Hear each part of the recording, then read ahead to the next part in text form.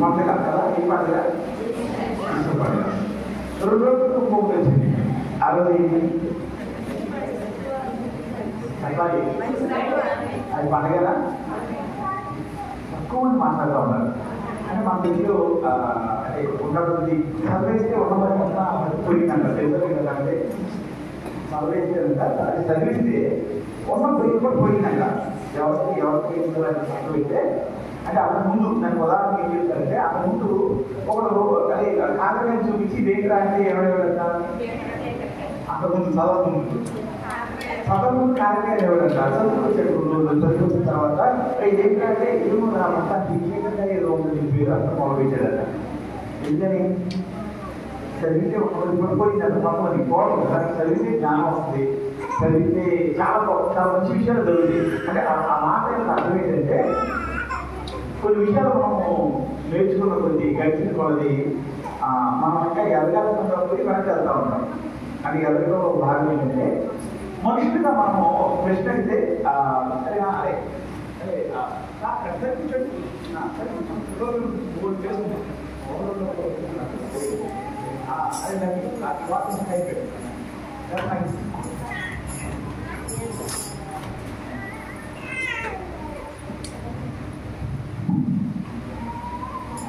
కాబట్టి ఈరోజు మనము కొన్ని విషయాల్ని మాట్లాడుకుంటూ ఉన్నాము. వాక్యాన్ని వింటా ఉన్నాం. ఎంతమంది ఇష్టం వాక్యం వింటాం? చాలా సంతోషం. కొంతమంది చేస్తారు చదివి కూడా. అంటే అక్కడ ఉన్న వాళ్ళకి ఇక్కడ ఉన్న తేడా ఏంటంటే, మీరు మనం చూసినప్పుడు నేను నాకన్నా ముందు కొంతమంది మీకు ముందు వాళ్ళు కొంతమంది కనబడతారు. ఇక్కడ ఉంటే ఏంటంటే ఇక్కడ నుంచి ఆ చూడదాకా అందరూ కవర్ అవుతారు. సరే, దేవుని వాక్యంలోకి వస్తే దేవుని వాక్యంలో వెళ్ళే ముందు త్వరలో ప్రశ్నకు వస్తాను. 2 రోజులు జరిగితే పండగ కాదా? ఎక్కువ మంది సమాధానం ఇచ్చారు. ఎక్కువ సమాధానం ఇచ్చారు పండగే. కానీ దాన్ని మనం చాలాసార్లు పండగ అనుకోము. చనిపోయిన రోజు మంచిది కాదనుకుంటాము. కానీ మనం చేసుకునే పండగ ఏంటి? చేసుకున్న పండగ ఏంటి? ఆ పండగ పేరే మంచి శుక్రవారం. ఏంటంటే గుడ్ ఫ్రైడే. ఎందుకని మంచి ఏంటంటే, మనము నశించిపోతా ఉన్నప్పుడు ఆయన మరణము మనకి జీవాన్ని ఇచ్చే ఒక అవకాశాన్ని ఇచ్చింది. మనకి నిరీక్షణ లేనప్పుడు ఆ నిరీక్షణకు కారణము యేసు ప్రభు మరణం. యేసు ప్రభు మరణించకపోతే మన పాపం నుంచి విడిపించగలిగే శక్తి మనకు వచ్చింది కాదు. అంటే ఒక అవకాశం మన ముందుకు వచ్చింది. యేసు ప్రభు మరణం అనేది మనం మారడానికి, మార్చబడడానికి శక్తిని మన ముందు తీసుకొచ్చింది. దాన్ని తీసుకుంటావా లేదా అని మన చేతిలో ఉంది. అది ఇంకా చాలా సులభంగా చెప్పాలంటే, పాపం యొక్క శక్తి నుంచి, పాపం యొక్క బంధకాల నుంచి మనం విడిపించబడడానికి యేసు ప్రభు మరణం కారణమైంది. యేసు ప్రభు మరణించడం వల్ల పాపానికి ఉన్న శక్తి కొట్టివేయబడింది. యేసు ప్రభు మరణించడం వల్ల పాపం యొక్క ఉగ్రత మనకు కాకుండా తోసివేయబడింది. యేసు ప్రభు మరణానికన్నా ముందు ఉన్న సంఘటనలకు ఒక పెద్ద తేడా ఏంటంటే, యేసు ప్రభు కన్నా ముందు ఉన్న వాళ్ళు ఒక తప్పు నుంచి బయటికి రావడానికి వాళ్ళ జీవితంలో చాలా కష్టమయ్యేది. అందుకనే పాత నిబంధనలోని భక్తుల యొక్క జీవితాల్లో ఉండకూడని విషయాలు ఉంటాయని మనం గమనించగలుగుతాం. యేసు ప్రభు మరణంలో ఏమైందో తెలుసా? ఆయన రక్తము పాపానికి ఉన్న శక్తిని కలిగి వేస్తుంది, పాపానికి ఉన్న బలాన్ని కలిగి వేస్తుంది, పాపానికి ఉన్న బలంలో మొక్కలు చేసింది. అటువంటి రక్తము మనకు అందుబాటులో ఉంది. అంటే దేవుడికి చెప్పాలంటే, ఒక చెడ్డవాడి నుంచి బయటకు రావాలంటే యేసు ప్రభు మరణానికన్నా ముందు మనుషులు చాలా శ్రమలు ఉండేది, చాలా కష్టమయ్యేది. పాపం నుంచి విడిపించబడటానికి చాలా కష్టమయ్యేది. దానికి ఉదాహరణ దావీదు యొక్క జీవితం. దావీదు తన పరుపు తేరగా చేశాడు, కన్నీరు కార్చాడు. అయ్యా, నేను లక్షణానందాన్ని కోల్పోయాను, మరలా నాకు దయచేయని పరగిందుగా ప్రార్థన చేశాడు. ఒక రకంగా చెప్పాలంటే. కానీ యేసు ప్రభువులో వచ్చిన మనము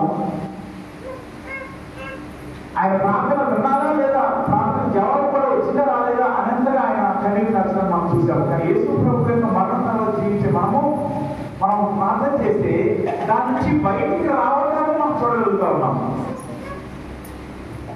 ఎవరైతే ఆశపడతారో, ఎవరైతే నిజంగా కోరుకుంటారో ఈ పాపం యొక్క శక్తి నుంచి నీకు విడిపించబడాలి. దేవా, నా జీవితంలో ఇలాంటి స్వభావం ఉంది, నా జీవితంలో ఇలాంటి పాపం ఉంది, నా జీవితంలో ఇలాంటి పరిస్థితి ఉన్నది, ఇదిగో నా స్వభావము ఇలాంటి ఆలోచన చేత ఈ స్వభావాన్ని ఏలుబడి చేస్తా ఉంది, నన్ను క్షమించు అని ఒప్పుకున్న వారిని ఆ స్వభావం నుంచి విడిపించబడ్డానికి ఈరోజు మనం చూడగలుగుతా ఉన్నాం. అంటే తక్కువ సమయంలో తక్కువ ఎఫర్ట్తో పాపం నుంచి విడుదల పొందే అవకాశం ఇప్పుడు మనకుంది. దీనికి సంబంధించి చాలా సాక్ష్యాలు లేదా చాలా లివింగ్ ఎగ్జాంపుల్స్ అంటారు. అంటే బ్రతుకుతున్న వారి జీవితాల్లో వచ్చి చాలా మంది చూశారు. ఒక ఆయన ఉన్నాడు, ఆయన చాలా కోపం ఉండేది, చాలా కోపం. ఆయన ఒక మాట తప్పటికే మాట మాట్లాడాలంటే ఆలోచించి మాట్లాడే పరిస్థితులు. అలాంటి వారు దేవుడికి రావడం మొదలుపెట్టాడు, వాక్యం ఏంటో మొదలుపెట్టారు, మెల్లిగా ప్రార్థన చేసుకోవడం మొదలుపెట్టారు. ఇలా ప్రార్థన చేసుకో, అలా ప్రార్థన చేసుకో అంటే లోపల ఆ మాటల ద్వారా ప్రార్థన చేసుకోవడం మొదలుపెట్టారు. ఆ ప్రార్థన చదువుతా ఉండగానే ఆయన చూసిన వారు మాట మాట్లాడడం మొదలుపెట్టారు. ఏంటో తెలుసా, ఈ కోపం తగ్గిపోయిందే. ఏం తగ్గిపోయిందంట? కోపం తగ్గిపోయింది. నేను 2 సార్లు గమనించాను. 1-3 సార్లు ఆయనతో పాటు నేను ఉన్నప్పుడు పక్కన వాళ్ళు ఆయన ఏదో మాట్లాడుతూ ఉంటే నేను అనుకున్నాను, అరే ఈ రోజు అయిపోయింది పని. ఎందుకంటే ఆ పక్కన వ్యక్తి మాట్లాడిన మాట ఈయన గాయపడే మాట, బాధపడే మాట. అంతకుముందైతే అవసరం అయితే నేర్చుకుని దెబ్బలు పెట్టే మాట. కానీ నేను ఆ పక్క వ్యక్తి ఈ వ్యక్తితో మాట్లాడుతున్నప్పుడు, అరే ఇంతాలు కష్టపడి కదా తీసుకొచ్చామే, ఈ రోజుతో మన కష్టం అంతా పోయింది, అరే ఎలాగా అని చూస్తా ఉన్నా. ఆ పక్కన సరదాకి ఏదో మాట్లాడుతూ ఉన్నాడు, కానీ ఆ మాటలు ఈ వ్యక్తికి నచ్చవు, అలా విసుగుకోవడం ఈ వ్యక్తికి నచ్చదు, అలా రెస్పాండ్ అవ్వడం ఈ వ్యక్తికి నచ్చదు. అరే ఎన్ని రోజులు కట్టుకుని ఏదో తీసుకొచ్చామే, ఏంటి ఒకసారి అలా జరిగింది అనుకుంటూ ఆ వ్యక్తి మొహంలో చూసినప్పుడు ఆ వ్యక్తి మొహంలో ఏ మార్పు లేదు. ఆ వ్యక్తిని కొన్ని సంవత్సరాలు చూస్తున్న వాడిగా నేను ఆశ్చర్యపోయి, ఈయనేనా?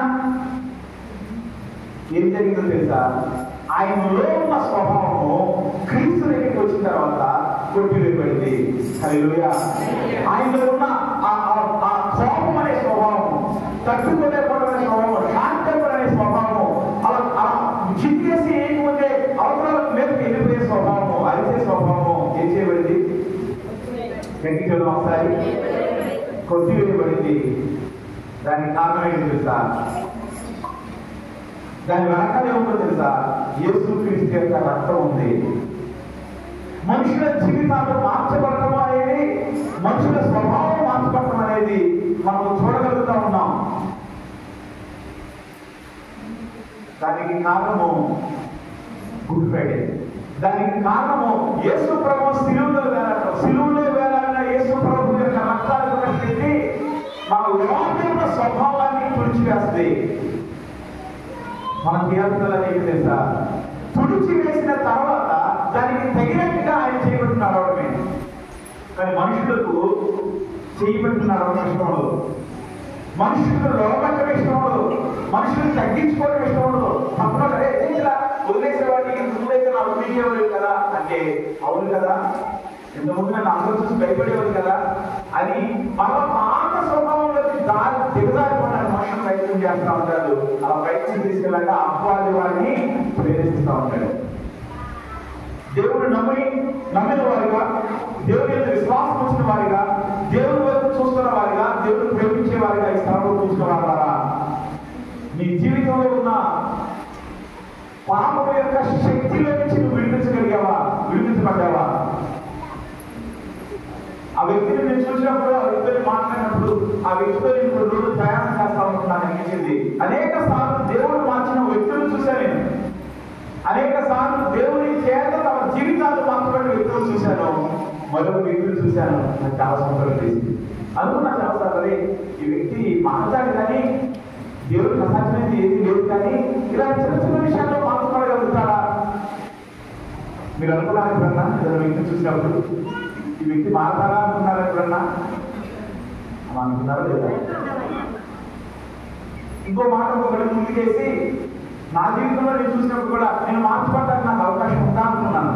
మీ జీవితంలో అనుకున్నారా నా జీవితంలో నేను మార్చబడే అవకాశం ఉందా అని? చాలా తక్కువ మంది అనుకుంటారు బహుశా. ఎందుకంటే మనం దేవుడి వేరులో కాకుండా మనం చూసినప్పుడు మనం మంచి వారిగా కనపడతాము. దేవుడు మన పాపముల నిమిత్తమై మరణించాడు. రోమిలకు రాసిన పత్రిక 3వ అధ్యాయం 24వ వచనం చదువుతున్నాం ఒకసారి. రోమిలకు రాసిన పత్రిక క్షమించండి, రోమిలకు రాసిన పత్రిక 4వ అధ్యాయము 25వ వచనం చదువుదాం. ఆయన మన అపరాధముల నిమిత్తం అప్పగింపబడి, ఆయన మన అపరాధములు కొట్టివేయబడడానికి, మన అపరాధములకు రావాల్సిన శిక్ష. అపరాధం అంటే మన తప్పులు. అపరాధం అంటే దానికి శిక్ష పడే తప్పు. అపరాధం అంటే దానికి దెబ్బలు తినాల్సిన తప్పు. అలాంటి వాటి కొరకు ఆయన అప్పగించబడ్డాడు.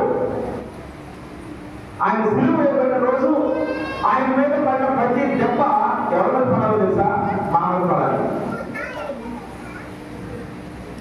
ఆయన అనుభవించిన ప్రతి అవమానము, ఆయన మీద వేయబడిన ప్రతి ఉమ్ము మన మీద వేయబడాలి.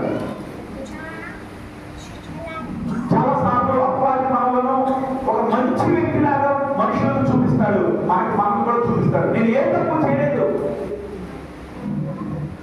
ఇక్కడ కూర్చున్న వారిని నువ్వు ఏదైనా తప్పు చేసావంటే మనుషులు కదండి సహజంగా చేస్తామని ఒప్పుకుంటారేమో. సేవకులు నేను అడుగుతున్నాను కాబట్టి, లేదా సంఘంలో నేను ఉన్నాను కాబట్టి, దేవుడి మందిరంలో ఉన్నాను కాబట్టి మనుషులు కదా ఏదో చిన్నదే పెద్ద చేసి ఉంటామో అని చెప్తారు. కానీ నిజానికి ఏం చెప్పాలో తెలుసా? నాకన్నా ప్రధానమైన పాపి మరొకడు ఉండడు. ఎందుకంటే నేను హింసకుడును, దోషకుడును, హానికరుడును, ప్రతి విధమైన తప్పును చేసిన వాడు. పౌలు చెప్తా ఉన్నాడు. నిజానికి ఈ మాట మనుషులుగా మనం కూడా చెప్పాల్సిన వారమై ఉన్నాము. ఎందుకంటే మన జీవితంలో కూడా అలాంటి పరిస్థితి ఉందా లేదా? హింసకుడు అంటే హింసించేవాడు. మీరు ఎప్పుడైనా హింసించారా? కొంతమంది హింసించే ఉంటారు. అసలు హింస అంటే ఏంటంటే ఆశ్చర్యంగా చూస్తారు కొంతమంది. హింసలో హింస అంటే చిన్నప్పుడు తొండని పట్టుకున్నారా? తొండని పట్టుకోవడం తెలుసా మీకు? తొండ తెలుసా? నేను న్యూస్ పట్టుకోవాలి. నేను అమెరికా వెళ్ళినప్పుడు తొండకి వెంటనే రెస్పాండ్ అయ్యారు. వాళ్ళకి చెప్తా తొండకి వెలుగుంచేది మాట్లాడుతున్నా వెంటనే అర్థం కాదు. అంటే మొహాలు కాబట్టి మీరు మాత్రం తొండంటే ఆశ్చర్యం చూస్తారు. మీరు దాన్ని టైం కూడా చూస్తూ ఉంటారు. తొండ పట్టుకున్నారా ఇవాళ? ఎలా పట్టుకుంటారు? తొండని ఎలా పట్టుకున్నారు? అందరూ మీకు తెలిస్తే నాకు అనుకుంటాను. అప్పుడు దాన్ని అది హింసించి పెడితే సంతోషించబడిద్దా? అంటే మీరు అందరూ సంవత్సరాలు అందరూ హింసలే కదా. అంటే పౌరులు చెప్పిన మాటకి మీకు ఉదాహరణ చెప్తా ఉన్నాను. దానికన్నా కొంచెం మార్పు చేస్తే నీ మాటల వల్ల మనుషులు ఎప్పుడైనా కన్నీరు పెట్టారా? నీ మాటల వల్ల మనుషులు ఎప్పుడైనా బాధపడ్డారా? నీ మాటల వల్ల మనుషులు చీన బ్రతికేలా అయిపోయింది అనుకున్నారా? అంటే మనకు ఎప్పుడు మాట్లాడలేదు మాట్లాడుతున్నాం. కానీ మన జీవితంలో ఏదో ఒక సమయంలో మనుషులను ఎలాగలా బాధ పెట్టాలి అని మాట్లాడే సందర్భాలు కొన్ని ఉంటాయి. బాధ పెట్టే పరిస్థితులు కొన్ని ఉంటాయి. బాధ పెట్టే మాటలు కొన్ని ఉంటాయి. కొంతమంది పిల్లలైన వారు తల్లిదండ్రులు మాట్లాడే మాటలకి వారి గుండెలు తగిలిపోతాయి కొన్నిసార్లు. అయ్యో ఇందుకోసమైనా నేను కాదే, ఇందుకోసమైనా నీకోసం నిద్రలేని రాత్రి నేను అనిపించింది, ఇందుకోసమైనా నీకోసము నా కడుపు కట్టుకుని ఏం జరగకూడదో దాన్ని కనుక్కున్నా ఉన్నది. అనేక సార్లు తల్లిదండ్రుల విషయంలో పరువు విషయంలో దుఃఖపడతా ఉంటారు. చాలాసార్లు పిల్లలు కూడా తల్లిదండ్రుల విషయంలో బాధపడతా ఉంటారు, దుఃఖపడతా ఉంటారు. నేను ఎంత తగ్గించుకున్నా, ఎంత మంచిగా ఉన్నా, ఈ రోజు నుంచి నా తల్లిదండ్రుల ప్రేమ చూపించాలనుకున్నా ఆ తల్లిదండ్రులను రెచ్చగొడుతూ ఉంటారు. నేను తట్టుకోలేని మాట్లాడటం వల్ల ఏ మాట అంటే నాకు కోపం వస్తుందో ఆ మాట అంటా ఉన్నాను. ఎందుకు జరుగుతుందా? పిల్లల విషయంలో తల్లిదండ్రులు బాధపడటానికి, తల్లిదండ్రుల విషయంలో పిల్లలు బాధపడటానికి ఎందుకు జరుగుతుంది? ఈ మాట అంటే నా కొడుకు ఇష్టం ఉండదని తెలిసిన తండ్రి, ఈ మాట అంటే నా కూతురికి బాధపడదని తెలిసిన తల్లి అదే మాట అంటానికి కారణం ఏంటంటే ఆ పాపంలో నుంచి బయటికి రావడానికి తనకి సాధ్యం అవ్వలేదు. ఎలాగో తనకి నొప్పి తగ్గేది అని మాట్లాడుతూ ఉన్నారు. కారణం ఏంటో తెలుసా? మనుషులు తమ పాప జీవితం నుంచి బయటకు రావడానికి అసాధ్యమైపోతా ఉంది. కారణం ఏంటో తెలుసా? దేవుడు పాపం నుంచి విడిపించడానికి, తుడిచివేయడానికి ఈ భూమి మీద దిగి వస్తే పాపంలో నుంచి బయటకు రావడానికి మనుషులు కష్టపడడానికి కారణం ఏంటో తెలుసా? ఆ పాపము తీసుకుని ఆ వ్యక్తి దేవుడికి రాట్లా, దేవా ఇదిగో నా జీవితంలో ఇలాంటి పాపం ఉంది, నా జీవితంలో ఇలాంటి పరిస్థితి ఉంది, నా జీవితంలో ఇలాంటి ఆలోచన ఉంది, నేను ఇలాంటి వాడిని. మనుషులు నన్ను మంచివాడంటా ఉన్నారు కానీ, మనుషులు నన్ను ప్రేమిస్తా ఉన్నారు కానీ, మనుషులు నాలోని మంచితనాన్ని చూస్తా ఉన్నారు కానీ, నన్ను చూసి నా నోటి నుంచి మాట్లాడు మౌనంగా ఉన్నది, ఈ అమ్మాయి మంచిది అనుకుంటున్నారు కానీ నేను ఎంత భయంకరమైన వాళ్ళు మీకు చూపిస్తాను తండ్రి, నేను ఎంత భయంకరమైన స్థితిలో కొనసాగుతున్నానో మీకు చెప్పాలనుకున్నాను తండ్రి. దేవుడి దగ్గరికి వస్తే దేవుడు దాన్ని తుడిచివేస్తాడు. ఆ పాపము జాడ నీలో ఉండకుండా తొలగిస్తాడు. హల్లి చూద్దాం ఒకసారి, గట్టి చెప్తామా? పాపము స్వభావం నుంచి విడిపించడానికి దేవుడు అంటున్నాడు. కానీ మనం ఏం చేస్తాం తెలుసా? మన మనసును ముసుగు వేసుకుంటా ఉన్నాం, మన జీవితానికి ముసుగు వేసుకుంటా ఉన్నాం. నా జీవితంలో తప్పే లేదు. తప్పు ఎవరిలో ఉంది? పాపం ఎవరిలో ఉంది? పాపం ఎవరిలో ఉందని చూస్తాం తెలుసా? మనము మన ఎదురుగా ఉన్న ప్రతి ఒక్కరిలో పాపాన్ని చూస్తాం. మనం పలానా అమ్మాయి మంచిది అన్నాం అనుకోండి, మంచిదే కానీ పలానా వ్యక్తి మంచివాడు అన్నట్టు మంచివాడే కానీ ఎదుటి వారి గురించి మాట్లాడేటప్పుడు కానీ అనే మాట మాట్లాడతాం. ఎందుకంటే దానిలో ఉన్న ఏదో ఒక లోపం మనకు కనపడతా ఉంది. అందరితో చెప్పకపోయినా మీకు సొంతం అనుకున్న వాళ్ళని, దగ్గర అనుకున్న వాళ్ళకి చెప్తా ఉంటారు. వాక్యం ఇచ్చిన వాళ్ళ ఈ లోకంలో ఉన్న ప్రతి మనిషి జీవితంలో పాపం ఉండడానికి అవకాశం లేదు, దానికి శక్తి లేదు, దానికి కొట్టివేయబడింది. కానీ మన జీవితంలో పాపం చూడదో తెలుసా? మన జీవితంలో పాపం ఉండడానికి కారణము మనం దాన్ని తీసుకుని దేవుడికి కదలేదు. ఏ ముఖం అయితే పెట్టుకుని మందిరానికి వస్తా ఉన్నామో, ఏ ముఖం పెట్టుకుని పాస్టర్ గారి దగ్గర ప్రార్థన చేసుకుంటానికి వెళ్తున్నామో, ఏ ముఖాన్ని తగిలించుకుని మనుషులందరి దృష్టిలో మంచి వారిగా కొనసాగడానికి చూపిస్తా ఉన్నామో, అదే ముఖాన్ని తగిలించుకుని దేవుడి దగ్గరికి వచ్చి, అయ్యా నీకు తెలుసు కదా నేను మంచిదానని, నీకు తెలుసు కదా నేను మంచివాడిని అని దేవుడితో కూడా చెప్తా ఉన్నాం. ఈ లోకంలో ఉన్న పెద్ద అబద్ధము దేవుడి సన్నిధిలో మనం చేసే ప్రార్థనలు చాలాసార్లు. కానీ దేవుడికి ఒక పేరు ఉంది, ఆయన సర్వజ్ఞాని. ఆయన కన్నులు ఈ లోకమంతా సంచారం చేస్తా ఉన్నాయి. ఆయన కన్నులు చూడలేనిది ఏది లేదు. ఆయన నీ హృదయంలోని క్రియలను చూస్తా ఉన్నాడు. ఏం చూస్తాడు దేవుడు? మన హృదయంలోని క్రియలు చూస్తాడు. నిజానికి హృదయంలో ఆలోచన ఉంటుంది. ఏముంటది? హృదయంలో ఆలోచన ఉంటే పనులు మనం చేసేవి ఉంటాయి. కానీ ఆ ఆలోచన క్రియారూపం దాల్చడం అనేది దేవుడు చూస్తూ ఉంటాడు. నీ పక్కన వాళ్ళని ఇబ్బంది పెట్టినప్పుడు వాళ్ళతో ఏమి మాట్లాడుతున్న మౌనంగా అక్కడికి వెళ్ళిపోయినట్టు కనపడతా ఉన్నావు. కానీ నీ హృదయంలో ఆ వ్యక్తిని చక్రాన్ని తిట్టినట్లు, మాట్లాడుకోవాలని మాట్లాడినట్టు, కొట్టవాని విధంగా పెట్టినట్టుగా నీ హృదయంలో జరుగుతా ఉన్నదాన్ని దేవుడు చూస్తా ఉన్నాడు. మనుషుల జీవితంలో పాపం ఎంత వాగిపోయిందంటే దేవుడి సన్నిధికి వచ్చి కూడా పాపం చేసేవాళ్ళు చాలా మంది ఉంటా ఉంటారు. దేవుడి సన్నిధిలో కూడా పాపం ఆలోచనతో నడిచేవారు కొంతమంది ఉంటారు. నాకు తెలిసిన మాస్టర్ గారు ఆయన ఉన్నారు. ఒకసారి మీటింగ్ జరుగుతూ ఉంటే మనకి కొంతమంది వెళ్ళారు. తర్వాత ఆ మాస్టర్ గారు చెప్పాడు, బాగా క్లోజ్గా మాట్లాడతాడు. అంటే నేను దేవుడు నమ్మ ముందు నుంచి బాగా తెలుసు, బాగా ఇష్టంగా మాట్లాడతాను, నేను చాలా ప్రేమ సరదాగా మాట్లాడతాడు. మాట్లాడుతున్నాడు.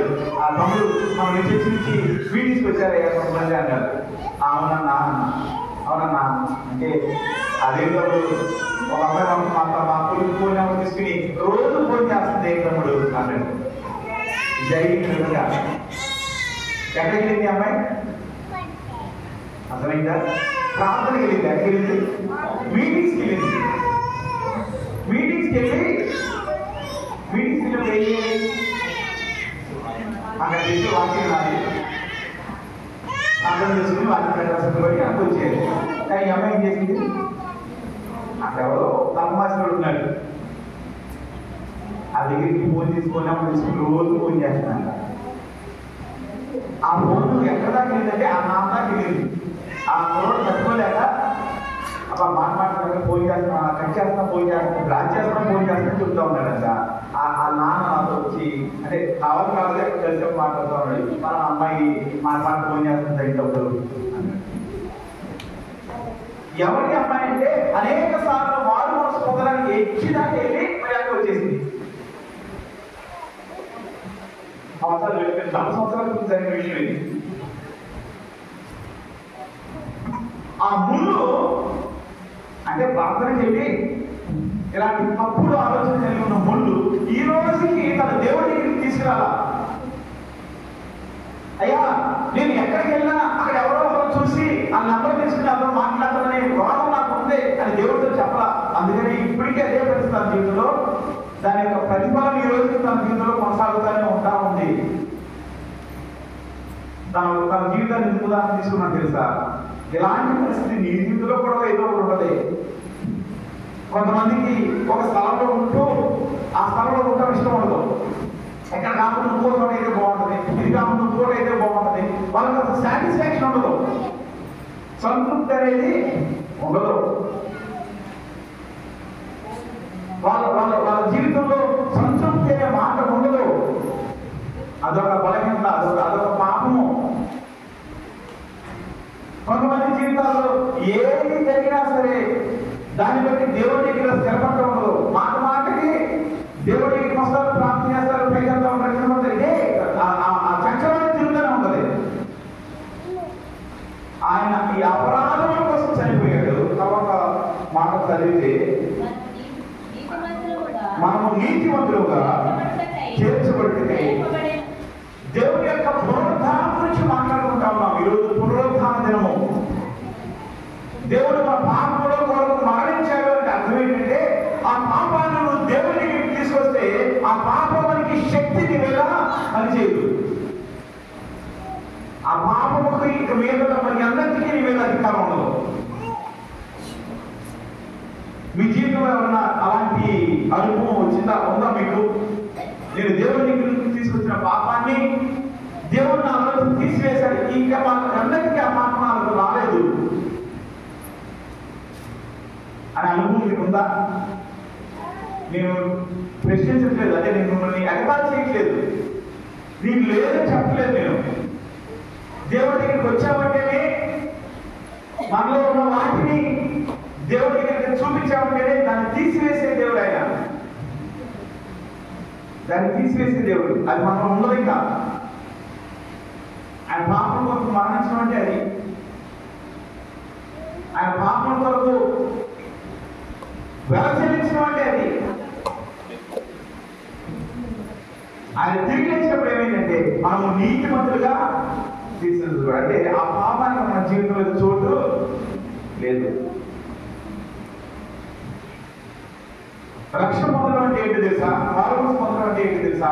మారుమనసు పొందడం అంటే మన లోపల ఉన్న వాటిని, చాలా మంది మారుమనసు పొందడం అంటే, రక్షణ పొందడం అంటే ఏమనుకుంటారంటే ఎక్కడో కూర్చుని చేసిన అన్ని చెప్పి అనుకుంటారు, చేసిన చెప్పడం అనుకుంటారు. అది కొంతవరకే కాదు. నిజమేంటో తెలుసా? నిజమేంటంటే నా జీవితంలో నేను ఇలాంటి స్థితిలో ఉన్నాను దేవా, దీనిలోంచి బయటికి రావాలని ఎన్నో ప్రయత్నాలు చేశాను, నాకు సాధ్యం కావట్లేదు. నిన్ను నమ్ముకుంటే సాధ్యం అవుతుందంట, నాకు సహాయం చేయని అడగడం.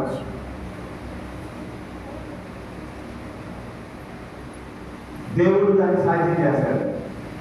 అది దేవుడు నమ్మటం అంటే. దేవుడు నమ్మటం అంటే చర్చికి వెళ్ళడం కాదు, కానుకలు ఇవ్వడం కాదు, మన పేర్లు మార్చుకోవడం కాదు. దేవుడు నమ్మటం అంటే నా జీవితంలో ఉంది, ఇలాంటి స్వభావం నాకు ఉంది. నీలో ఎలాంటి స్వభావం లేదు నీకు తెలుసా లేదా? నేను కృష్ణుడు నీకు తెలుసా లేదా? నువ్వు ఎలాంటి దానో నీకు తెలుసా లేదా? మాటలో సంబంధాన్ని రా, నాకు కొంచెం కోపం ఎక్కువ అమ్మా అన్నారు. ఎప్పుడన్నా మీరు అలా అందరూ అన్నారు. నాకు చాలాసార్లు ఏమనిపిస్తుంది అంటే ఇది ఇక్కడ తీసుకొచ్చి మీరు ఎక్కిన కొంచెం మాట్లాడడం అనిపిస్తున్నాను. అంటే అప్పుడు మొహంలో మొహం చూస్తే అప్పుడు సమాధానం చెప్పకూడదేమో, కొంచెం అందరితో చూపు కనిపించి కనిపిస్తా అనే ఆయన చూడలేదేమో అనుకుంటున్నారేమో అనిపిస్తున్నారు. నాకు మీరందరూ కనబడతాను, మీ అందరికీ కనబడతాను స్పష్టంగా. దీనికి కూడా సమాధానం లేకపోతే కనపడకపోతే తప్పే కాదు, పాప కాదు అది. కనపడకుండా పాప చూస్తాం, సహజం. కనపడుతున్నాను కదా, కనపడుతున్నానంటే అర్థం ఏంటంటే, నేను మాట్లాడుతున్నానంటే అర్థం ఏంటంటే, నేను ఒక ప్రశ్న అడుగుతున్నా. నేను ఉన్న స్వభావము నీకు అర్థమైతే ఎప్పుడన్నా నాలో ఇలాంటి స్వభావం ఉంది అని తెలుసా నీకు? తెలుసు కదా, తెలుసా లేదా? తెలుసు. అందుకని మీరు చేస్తారు అంటారు, నాకు కొంచెం కోపం ఎక్కువమ్మా, లేకపోతే నాకు కొంచెం గురువుతాను ఎక్కువమ్మా, ఇలాంటి మాటలు ఏదో ఒకటి మన గుణాన్ని బయట పెడతా ఉంటాము.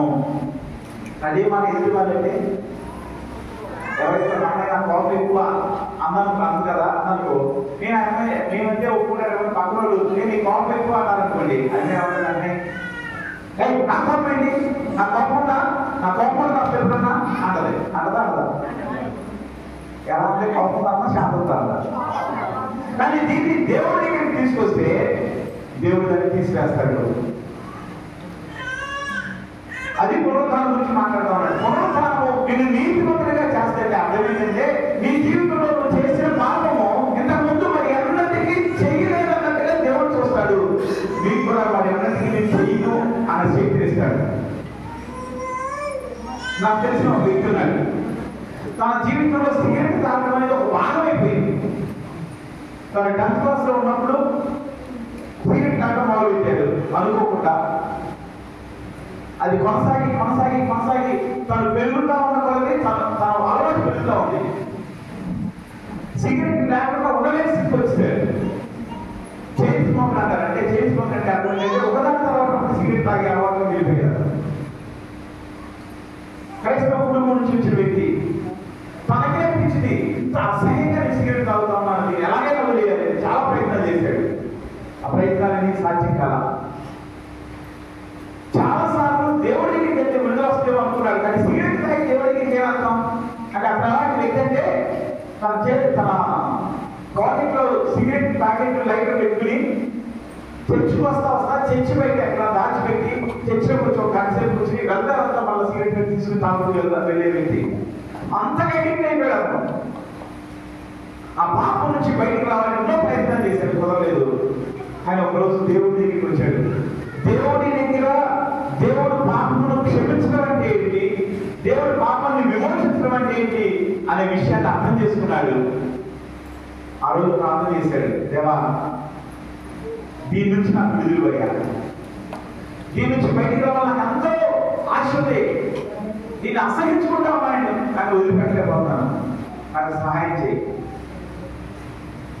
ఒకరోజు చేశాడు, 2 రోజులు చేశాడు, 3 రోజులు చేశాడు. తన ప్రార్థన జవాబు రాట్లా. ప్రార్థన చేస్తానే తాగుతా ఉన్నాడు, తాగితో ప్రార్థన చేస్తున్నాడు, జరుగుతూ ఉంది. అతని జీవితంలో జరిగిన ఈ సంఘటన మీద చెప్పాలని మాట్లాడుతా ఉన్నాను. 5వ రోజు ఏం జరిగింది తెలుసా? అతను సిగరెట్ తాగుతూ కళ్ళు తెరిచి ఆకాశం వైపు చూసి ప్రార్థన చేస్తా ఉన్నాడు. దేవా నువ్వు చేయలేని వాళ్ళని చాలా మంది చెప్పారు, కానీ దీని నుంచి నాకు విడుదల రావడం నా సాధ్యం అట్లా, కానీ దీన్ని తాగడం అనేది నా జీవితంలో నుంచి తీసేస్తే నేను జీవితాంతం నీకు బానిసగా ఉంటానని చెప్పాడు. నా జీవితం అంతా నీ కోసం నిలబడతానని చెప్పాడు. ఏం జరిగిందో తెలుసా? ఆ రోజు సిగరెట్ పడేసేది అర్థం. నా జీవితంలో మరి అందరికీ సిగరెట్ తాగాలనే ఆశ నా లోపలికి రాలేదు. హల్లెలూయా. దేవుడు మనుషుల యొక్క జీవితాన్ని ఈ విధంగా మార్చగలరు. మనుషుల యొక్క జీవితాన్ని మార్చగలిగిన వాడు దేవుడు. బైబిల్లో మనం చూసినట్లయితే ఒక స్త్రీ యేసు ప్రభు దగ్గరికి వస్తే ఆ స్త్రీ యేసు ప్రభుతో మాట్లాడితే, అయ్యా నాకు ఎంతమంది భార్యలు భర్తలున్నారు? ఎంతమంది ఉన్నారమ్మా? నాకు 5 పెళ్ళిళ్ళు ఉన్నారు, నాకు 5 భర్తలు ఉన్నారయ్యా. ఒక తెలియని వ్యక్తికి, మొట్టమొదటిసారి కనిపించిన వ్యక్తికి, ఒక సేవకుడు, ఒక ప్రవక్తగా కనబడుతున్న వాడితో మాట్లాడే మాటలు కాదు. ఏ స్త్రీ కూడా అస్సలు తెలియని వ్యక్తికి తన సొంత విషయాలు, తన రహస్యాలు, తనలో ఉన్న తప్పుడు విషయాలు ఎప్పుడు పంచుకోదు. ఇంకా ఆ కాలంలో ప్రవక్త అయిన వారి దగ్గరికి మనుషులు మంచి ముఖాలు పెట్టుకుని వెళ్ళడానికి ప్రయత్నం చేస్తా ఉండేవారు. కానీ ఆ స్త్రీ ఏం చేసింది తెలుసా? నా జీవితంలో ఒక వ్యక్తి నాకు సరిపోలేదు, ఒకరి తర్వాత ఒకరు ఎంతో మందితో నేను పాపం చేశాను, నేను వ్యభిచారిని నా జీవితంలో వ్యభిచారం ఉంది, నా కనులు పాపము మానలేని కనులు, నా మనస్సు ఒక వ్యక్తి కన్నా ఎక్కువ మంది వ్యక్తులను దాచిపెట్టుకోవడానికి మురికి కోపంలాగా అయిపోయింది. ఏమైందో వ్యభిచారిగా ఉందా? మరి వ్యభిచారిగా లేదు. ఒక చెడ్డ స్త్రీ యేసు ప్రభు దగ్గరికి వచ్చి తన తల మీద అత్తర పోసినప్పుడు, కాళ్ళ మీద నుంచి అత్తర కారుతా ఉన్నప్పుడు, తల మీద పూస్తూ ఉన్నప్పుడు ఆ చూసే వ్యక్తి అనుకుంటాడు, ఈ అమ్మాయి అలాంటిదో ఇది తెలిస్తే అడ్డుకునేవాడు కదా. తెలుసా లేదా దేవుడికి? ఆవిడ ఎలాంటిదో తెలుసా లేదా? ఆవిడ ఎలాంటిదో తెలిసిన దేవుడికి నువ్వు ఎలాంటి వాడివో నువ్వు ఎలాంటి వాడివో కూడా తెలుసు. మనం చేయాల్సింది తెలుసా? దేవుడి దగ్గరికి వచ్చి, దేవా నా జీవితంలో దీని నుంచి బయటికి రాలేకపోతానయ్యా, ఈ కోపం నుంచి బయటికి రాలేకపోతున్నా. కోపం వస్తే మా తల్లి తండ్రి ఎవరు కనబడరు, వెతికి ఉన్న వ్యక్తిని తిట్టడం పక్కనే కనబడతా ఉంది. భయంకరమైన ఉగ్రత కోపము నన్ను ఆ జీవితాన్ని నాశనం చేస్తా ఉంది. మనుషులందరూ నన్ను అసహించుకుంటా ఉన్నారు. ఈ కోపం నుంచి నాకు విడుదల ఇవ్వ అడిగేవాళ్ళు దేవుడిని. అర్థం దేవుడి జీవితాన్ని మారుస్తాడు. పునరుద్ధారణ శక్తి మనుషుల జీవితాల నుంచి విడుదలిస్తే, అంటే ఖచ్చితంగా చెప్పాలంటే ఆయన రక్తము పాపంలో తుడిచివేస్తే ఒక నూతనమైన జీవితాన్ని ఇస్తే, ఆ నూతనమైన జీవితంలో కొనసాగే శక్తి పునరుద్ధానం ఇస్తుంది. పునరుద్ధానము మన హృదయాలను మండింపజేస్తే, పునరుద్ధానము మన ఆలోచన విధానాన్ని మార్చుతుంది. మనుషుల జీవితాల్లో చాలా మంది యొక్క జీవితాలు సిలువగా అయిపోతా ఉన్నాయి, పునరుద్ధానంలోకి వెళ్ళలేకపోతా ఉన్నారు. ఈరోజు పునరుద్ధానంలోకి వెళ్దామా? దేవుడు చూస్తూ, దేవా నేను విడిపించమన్నాను తండ్రి, నువ్వు క్షమించి నూతనమైన జీవితాన్ని ఇవ్వడానికి సిద్ధంగా ఉన్నావు, నా జీవితాన్ని తీసుకొస్తానయ్యా. దేవుడు మార్చలే పరిస్థితి ఉందా? అడుగుతున్నా, దేవుడు మార్చలేదు ఉందా? దేవుడు మార్చలేదు ఏమీ లేదు. కానీ మనం ఏం చేయాలి తెలుసా? మన జీవితాన్ని దేవుడి చేతిలో పెట్టాలి. మన జీవితాన్ని దేవుడి చేతిలో పెట్టలేకపోతా ఉన్నాం. వచ్చిన వాక్యాన్ని చూద్దాం. లూకాసు వార్త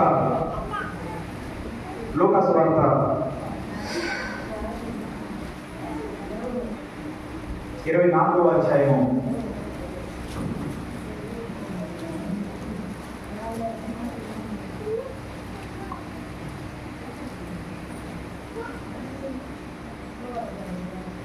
25 వచ్చిన చూద్దాం ఒకసారి. లూకాసు వార్త 24:25.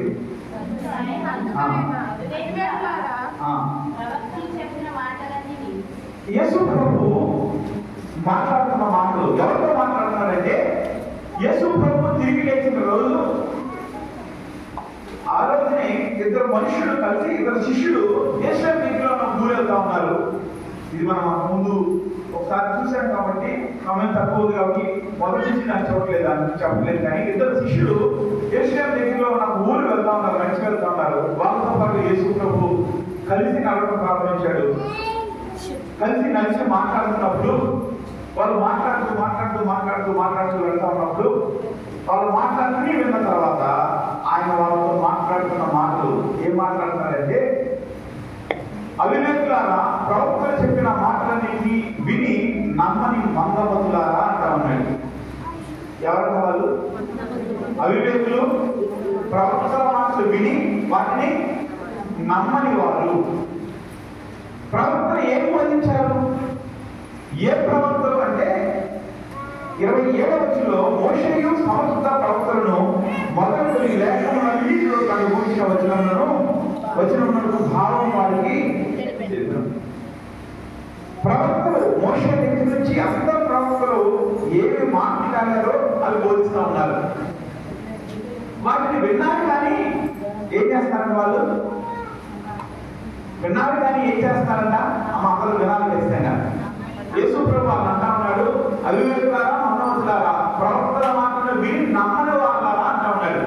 ఏం చేస్తున్నారు? వాళ్ళు వింటున్నారు కానీ నమ్మట్లేదు.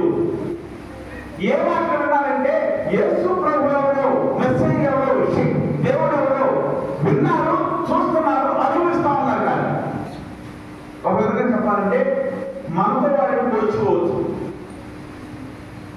మోషే జీవితంలో, మోషే కాలంలో ఏం చెప్పాడు దేవుడి గురించి, ఏం చూపించాడు దేవుడి గురించి అని కనుక ఆలోచిస్తే ఒక రెండు విషయాలు మనం చూద్దాం. మోషే దగ్గర నుంచి ప్రభుత్వం చూడడానికి బదులు ఒక రెండు విషయాలు మనం చూసి ఈరోజు ముగించుకోవడానికి ప్రయత్నం చేద్దాం. మోషే నిలబడి తన చెయ్యి చాచినప్పుడు సముద్రం రెండు పాయలు అవడం చూశారు వాళ్ళు.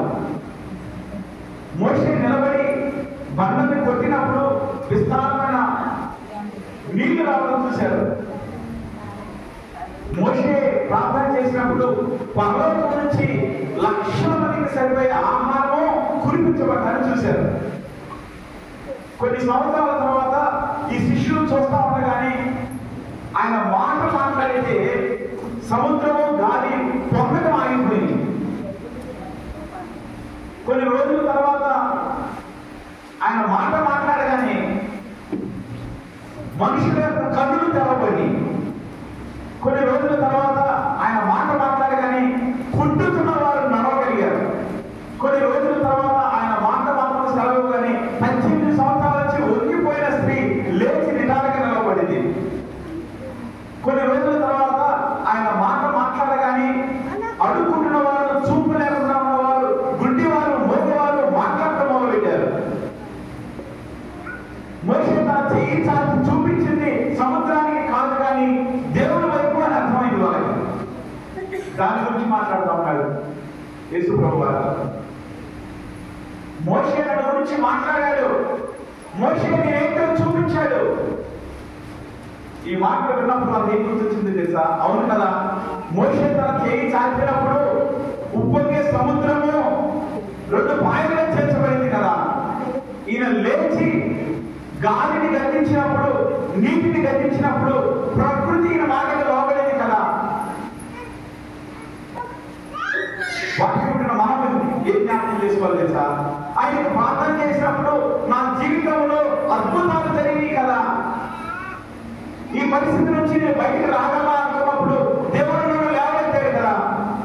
మనుషుల దృష్టిలో నేను హీనమైన స్థితిలో ఉన్నప్పుడు, మనుషుల దృష్టిలో నా కుటుంబము అల్పమైనదిగా ఉన్నప్పుడు, మనుషుల జీవితం, మనుషుల కళ్ళ ముందు, మనుషుల మాటల్లో నన్ను తగ్గించి అసహ్యంగా మాట్లాడినప్పుడు, నన్ను తేలిక చేసినప్పుడు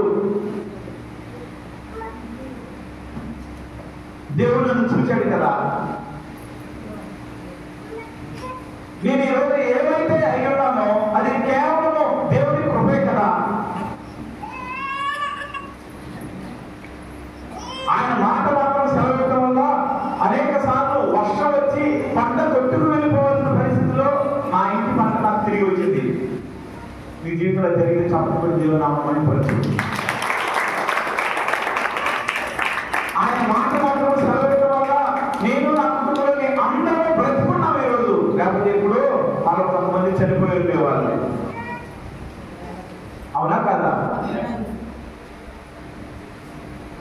డాక్టర్ కూడా ఈ వ్యక్తి చనిపోయాడు అని చెప్పిన తర్వాత ప్రార్థన చేసినప్పుడు, ప్రార్థన చేసుకున్నప్పుడు మళ్ళా కొద్దిసేపు బ్రతికే ఉన్నాడని చెప్పారా? ఎవరు తెలుసా వాళ్ళు ఉన్నారా? మీకు తెలుసుకొని ఎవరున్నారా? మా సంఘం వాళ్ళని వాళ్ళు ఎవరున్నారా? ఉన్నారు ఎవరన్నా? సువర్ణమాకి ఉంది. నాకు ఇచ్చిన నష్టాన్ని చూసినప్పుడు అనిపిస్తుంది, ఎన్నిసార్లు చెప్పారో వాళ్ళు కడుపులో ఉన్నప్పుడు, ఎన్నిసార్లు చెప్పారు లేదు ఇంకా చనిపోయారు, లేదు లేదు లేదు, బిడ్డ బతికేలేదు అని చాలాసార్లు చెప్పారు. కానీ ఈరోజు ఉన్నాడా లేదా? ఇవన్నీ ఏం చూపిస్తున్నాయి తెలుసా? దేవుడు సజీవుడని, దేవుడు బ్రతికించేవాడని చూపిస్తా ఉన్నాయి. ఇవన్నీ చూశారు వాళ్ళు, ఇలాంటి విషయాలు చూశారు. మనం కూడా చూసాము, కానీ వాళ్ళు కూడా చూశారు. వాళ్ళు చూశారు అంతేగాని ఏం చేయలేదు కాదు, నమ్మలేదు. ప్రవక్తల మాటలు విన్నారు, ప్రవక్తల మాటలు క్రియరూపంలో చూశారు, కానీ నమ్మారా?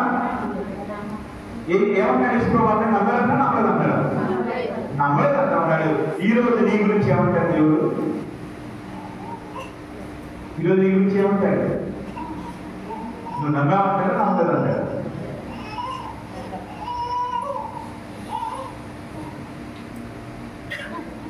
మన జీవితాల్లో అనేక సార్లు మేలు పొంది ఎక్కడైతే మేలు పొందామో ఆ మేలు పొందిన వారిని దూషించబడి జరుగుతూ ఉంటుంది సాధ్యంగా మన జీవితాల్లో. నేను మొన్న ఒక 2 రోజుల ఫోన్లో మాట్లాడుతూ మాట్లాడుతా సడన్గా చెప్పారు కొంతమంది ఈ పరిచర్యలు ఇబ్బంది పెట్టాలని, పరిచర్యలు జరిగే పరిస్థితులను ఇబ్బంది పెట్టాలని, జరిగే వాటిని జరగలేదని, జరగడానికి జరిగారని ఒక చిన్న గుంపులాగా తయారవుతున్నారా అని చెప్పారు. అని చెప్తూ అక్కడ కొన్ని పేర్లు చెప్పారు. పలానా చేస్తున్నాడు. అదేంటన్నయ్య వాళ్ళు కూడా అవునరా, అదేంటన్నయ్య మీరు ప్రార్థన చేశారు, మీరు వాళ్ళ కోసం కష్టపడ్డారు, మీరు వాళ్ళ కోసం నిలబడ్డారు, మీ ద్వారా వెలిపించారు కదా, వాళ్ళు కూడా మీరు వ్యతిరేకంగానా అంటే అవునరా, అదేంటి మరి మొన్న కూడా మీరు వాళ్ళు సహాయం చేశారు కంటే మేము సహాయం చేయడం అనేది దేవుని ద్వారా మాకు వచ్చిన లక్షణం. అది ఏంటది? దేవుడు లక్షణాన్ని ఒక గుణగణంలో పెడతాడు. మనం సహాయం చేయకుండా ఉండలేము. కొన్ని పేర్లు చెప్తా ఉన్నాను, ఆ పేర్లు విన్నప్పుడు అతను ఆశ్చర్యపోతా ఉన్నాడు. అదే కానీ నిజమేనా వీళ్ళు కూడా ఇక్కడ జరిగే పరిచయం ఇబ్బంది పెట్టడానికి ప్రయత్నం చేస్తారు అన్నట్టు. అవును కదా, నిజమే. వాళ్ళు అలా చేస్తారని మనకు తెలుసు, వాళ్ళు చేస్తారే ఉన్నారని మనకు తెలుసు. అయినా సరే వాళ్ళ కోసం మనము చేయాల్సిన సహాయం అంతా వెళ్ళలేదా? వాళ్ళు మేలు పొందలేదా? మేలు పొందిన తర్వాత ఎలా కొనసాగాలో వెళ్ళలేదా? మేలు పొందిన తర్వాత ఎలా నడుచుకోవాలో వెళ్ళలేదా? విన్నారు కానీ ఏం చేస్తున్నారు?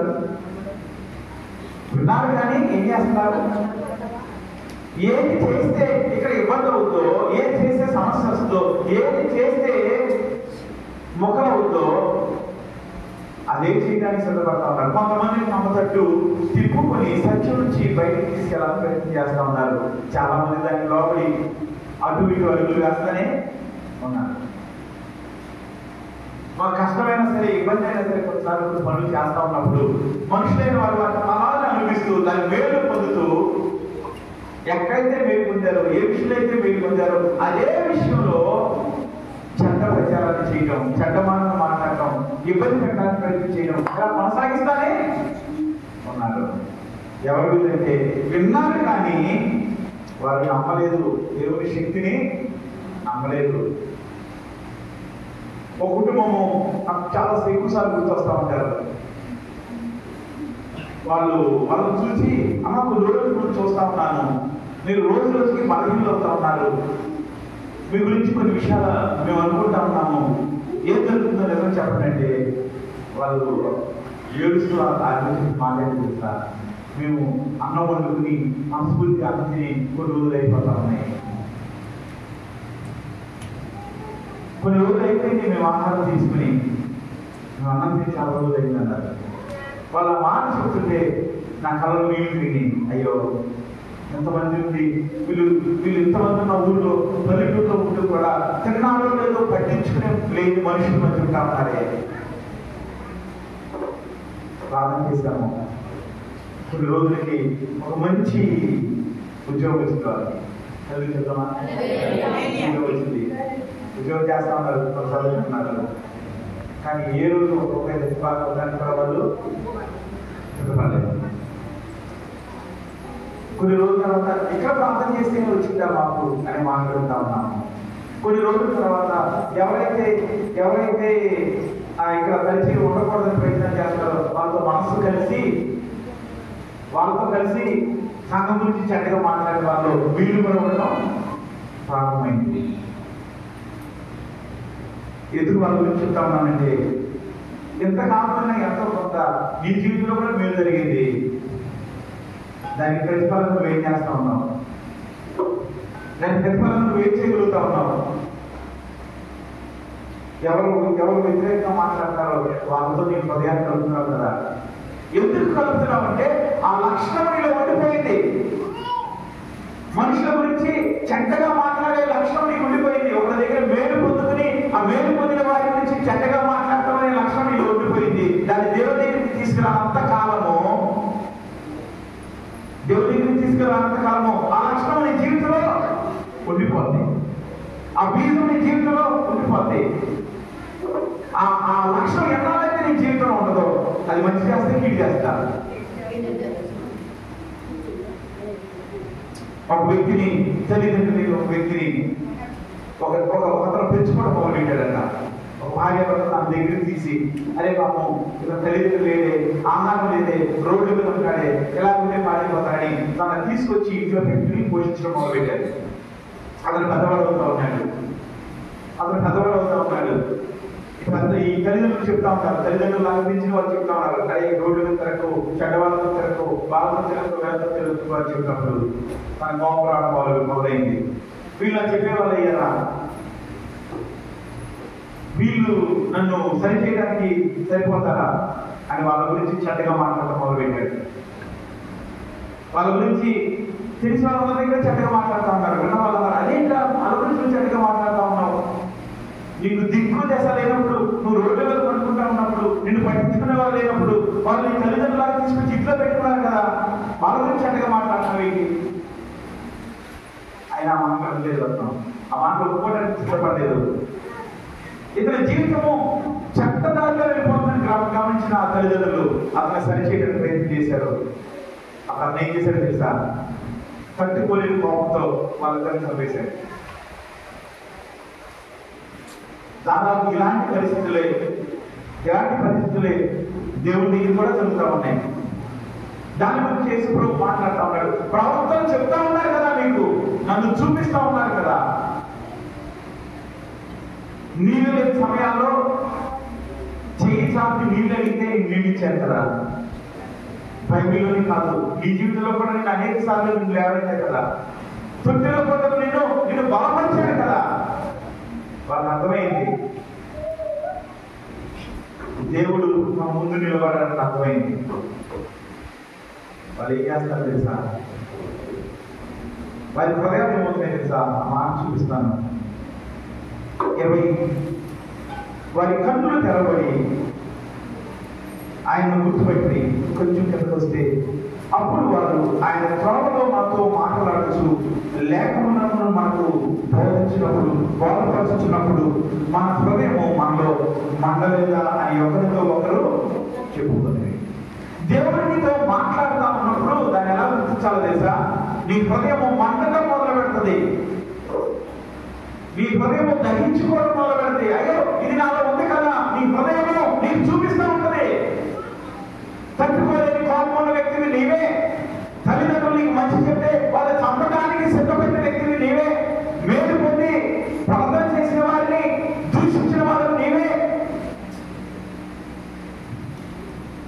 నీ కొరకు ఉపవాసం ఉండి ప్రార్థన చేసినప్పుడు ఆ ఉపవాసం వల్ల మేలు పొందుకుని స్థిరపడిన తర్వాత వాళ్ళని ఇబ్బంది పెడుతున్న వాళ్ళని నీవే. ఈ సంఘంలో ఉండాల్సిన దానివి సంఘానికి రాకుండా ఎక్కడెక్కడో తిరుగుతూ నీ ఇష్టం వచ్చినప్పుడు వచ్చి సంఘాన్ని గురించి చెడ్డగా మాట్లాడుతున్న వాడిని నీవే. నీకు కష్టం వచ్చినప్పుడు దేవుని సన్నిధిలోకి వచ్చి ప్రార్థన చేసుకోవాలని చెప్తున్న మాటలు కఠినంగా కనబడుతున్నాయి, అది నీవే. హృదయము మండడం అంటే చెప్పిన వాక్యము ఇదిగో నీలో ఉందని వేలు పెట్టి నిన్ను చూపించడము. వేలు పెట్టి చూపించినప్పుడు అవును ఇది నాలోనే ఉంది, నేను సరి చేసుకుంటాను, జరిగిందేమో జరిగిపోయింది, ఇక మీద జరగనివ్వను, దేవా నన్ను క్షమించు అని చెప్పడము దేవుని ఒప్పుకోవడం, అని చెప్పడము దేవుని పునరుద్ధారణ శక్తిని జీవితంలో రావడానికి కారణం అవుతుంది. దేవుడు సర్వశక్తిమంతుడు, దేవుడు సర్వోన్నతుడు. ఆయన నిన్ను మార్చాలని ప్రయత్నం చేస్తా ఉన్నాడు, నీ బ్రతుకును మార్చాలని ప్రయత్నం చేస్తా ఉన్నాడు, మొక్కలైపోయిన నీ జీవితాన్ని కట్టాలని ప్రయత్నం చేస్తా ఉన్నాడు. నువ్వేం చేస్తున్నావు తెలుసా, నీ మూర్ఖత్వం చేత నువ్వు కావాలని అపవాది చేతుల్లో నీ జీవితాన్ని పెట్టి అపవాది యొక్క అడుగు జాగ్రత్తలో రావడానికి ప్రయత్నం చేస్తా ఉన్నావు. దేవుడి వాక్యంలో నుంచి బోధిస్తున్న మాటలు పక్కన పెట్టి దేవుడితో సంబంధం లేనివారు, సంఘానికి రానివారు, సంఘంలో లేనివారు, దేవుడితో సహవాసం లేనివారు, దేవుడు నమ్ముకున్న తర్వాత సంఘానికి వెళ్ళాలని, బలవచ్చని వెళ్ళాలని, కనీసము మనసాక్షి కలిగి జీవించాలని ఆలోచన లేనివారు నీకు సేవలు అయిపోతూ ఉంటారు చాలాసార్లు. నీ సేవకులు ఎవరంటే దేవుడితో సంబంధం లేని వారిని సేవకులుగా ఉంటా ఉన్నారు. నీ సేవకులు ఎవరంటే దేవుడి యొక్క ఆలోచన తెలుసుకోవడానికి ఎవరికి వెళ్తామంటే ఆ వ్యక్తికి దేవుడికి సంబంధంలో అలాంటి వాళ్ళకి వెళ్తా ఉంటాం. కొన్నిసార్లు కొంతమంది విషయాలు నాకు తెలుస్తూ ఉంటాయి. అంటే ఊరంతా తెలిసిన తర్వాత మా దగ్గర చెప్పడానికి వస్తారు. ఏ ఫోన్లో చెప్తా ఉంటారు. ఏంటమ్మా అంటే ఏదో ఒక కొత్త కథ చెప్తా ఉంటారు. ఎలా జరిగింది, అలా జరిగింది. కారణం ఏంటో తెలుసా? అంటే నీ జీవితంలో ఉన్న ఇబ్బందిని, సమస్యను ముందుగా దేవుడి దగ్గరికి చెప్పకుండా, ఆ తర్వాత దేవుడి సేవకు చెప్పకుండా ఊరందరి దగ్గరికి తిరిగిన తర్వాత అప్పుడు దేవుడి సేవ దగ్గరికి వస్తావంటే అది ఎత్తి చూపించినప్పుడు నీ హృదయం పండాలి. అప్పుడు ఏం చేస్తారో తెలుసా? దేవుని వాక్యము నిన్ను వేలు పెట్టి చూపిస్తా ఉన్నప్పుడు అప్పుడు నిన్ను ఎవరో నీ గురించి చెప్పారు, అందుకనే వీళ్ళు ఇట్లా మాట్లాడతారు. ఎవరో నీ గురించి ఏదో మాట్లాడారు, అయితే బాగోదు వాళ్ళు మాట్లాడుతున్నారు అని చెప్పేలాగా చేస్తూ ఉంటాడు. అంతేకాని నేను చేసింది తప్పే, నేను ఇలా చేయకూడదే అనే ఆలోచనలకు మనుషులు వెళ్ళట్లేదు.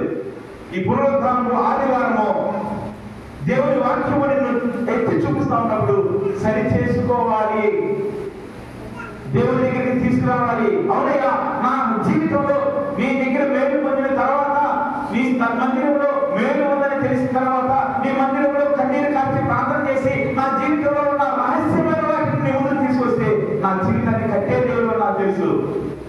కానీ దాన్ని పక్కన పెట్టి ఇక్కడ కాకుండా అన్ని చోట్ల తిరుగుతున్నాను, నన్ను క్షమించిన ప్రార్థన చేయగలిగితే నీ జీవితం కనపడదు. లేదా అప్పాలు ఏం చేస్తారంటే ఇక్కడ మేలు పొందుకున్న తర్వాత, ఇక్కడ మేలు పొందుకున్న వ్యక్తులు కూడా మనుషుల దగ్గరికి వచ్చి ఇక్కడ కాదమ్మా ఫలానా చోట కదా నీకు మేలు జరుగుతుంది, ఫలానా చోట కదా నీకు ఒకచోట తిప్పుతూనే ఉంటారు. ఏమవుతుందో తెలుసా? నీ జీవితం అలా వెళ్ళిన వాళ్ళు నాకు తెలుసు, అలా వెళ్ళిన వాళ్ళు నాకు తెలుసు. అలా వెళ్ళి వాళ్ళకి తెలియని భయం పట్టుకుంటుంది. కొన్నిసార్లు అలాంటి స్థలాల్లో ఉన్న కొన్ని పరిస్థితులు కూడా ఉంటా ఉంటాయి. వాటి నుంచి బయటికి రావడం చాలా కష్టం. కొన్ని సంవత్సరాల క్రితం ఒకసారి ఒక కుటుంబం అక్కడ ఫోన్ చేశారు. హైదరాబాద్లో ఉన్న వాళ్ళు ఫోన్ చేసి వాళ్ళ కోడలు వాళ్ళ మీద గొడవపడి భయంకర అమలు చేసి వెళ్ళిపోయిందని చెప్పారు. నేను అదేంటమ్మా అలా ఎలా జరిగింది, బాగుంటుంది కదా అంటే ఏమోనయ్యా మాట్లాడుతూ ఉన్నాను. అంత ముందు రోజే చర్చికి వద్దామని ఇక్కడ బయలుదేరిన అమ్మాయి వేరే వాళ్ళకి తెలిసి వేరే చర్చి వెళ్ళిపోయింది. ఇది చర్చి, అదే చర్చి. వింటారా మాత్రం? ఇది కూడా చర్చి, అది కూడా చర్చి. కానీ ఇక్కడికి వచ్చి వెళ్ళిన తర్వాత ఆమె రోజుకి పిలిచే విధానంలో మార్పు వచ్చేదట. అత్త అనేది అత్త మాటలు మొదలుపెట్టింది, అమ్మ అంటే మొదలుపెట్టింది, ప్రేమ మాటలు మొదలుపెట్టింది. కానీ ఒక రోజు సడన్ గా వేరే నుంచి వేరే చర్చి వెళ్ళింది. వచ్చిన తర్వాత గొడవ చేసి అక్రమం చేసి మరి వెళ్ళిపోయింది. నిజంగా జరిగింది. నీకు పేరు చెప్పడం నాకు ఇష్టం ఉండదు కాబట్టి.